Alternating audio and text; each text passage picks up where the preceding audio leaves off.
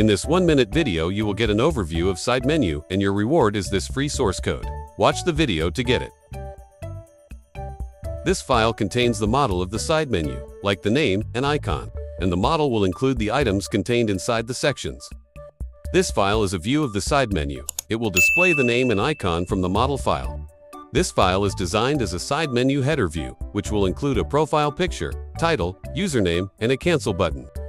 Next, the overall design will be in this file. As you can see, side menu is used a lot in applications. Convenient design, many features, and gives users a great experience. That's all. And don't forget to subscribe to the channel to receive more free source codes from JL Coder. Good luck!